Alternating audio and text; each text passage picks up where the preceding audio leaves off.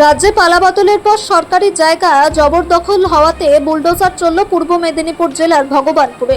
দীর্ঘদিন স্বাস্থ্য দপ্তরের জায়গা জবরদখল করে রেখেছিল কতিপয় স্বার্থান্বেষী ব্যক্তি।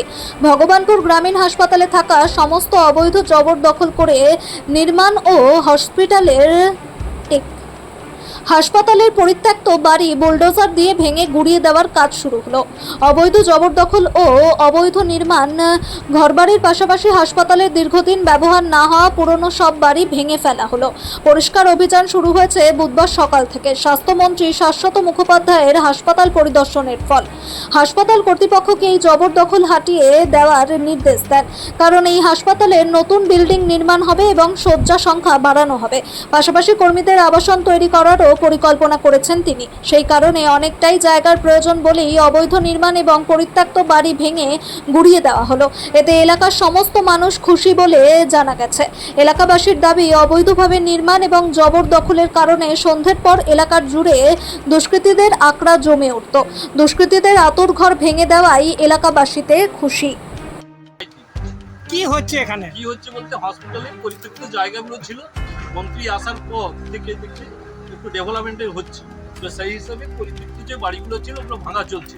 তার পরিবেশে আগামী দিনে হয়তো নতুন কিছু কোয়ার্টার হবে, স্টাফ কোয়ার্টার। আপনারা খুশি? আমরা এটা খুব আনন্দ। কতদিন ধরে এই জায়গাগুলো এরকম পড়েছে? আজ বিগত 40 থেকে 45 বছর পর্যন্ত এই জায়গাগুলো হ্যাঁ।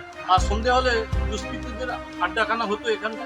তো এই পরিবেশটা এখন যেহেতু ভাঙাচোরা চলছে, আমরা খুবই আনন্দিত।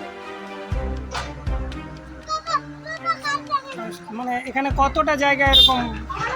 এখন হসপিটালে একবারের জায়গা প্রচুর আছে। এখানে প্রায় আপনার প্রায় 54 ডিসমিলের মতো জায়গা আছে।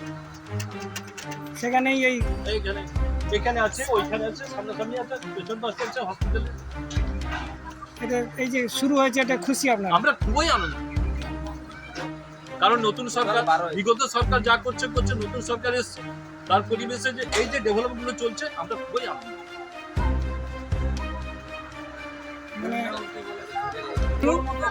এই যে আমাদের গত 3-4 দিন আগে স্বাস্থ্যমন্ত্রী এসেছিলেন, এসে তিনি প্রত্যেকটা জায়গা দেখেছেন, সেই বেসিসে কাজগুলো হচ্ছে। আমরা এতে খুবই খুশি।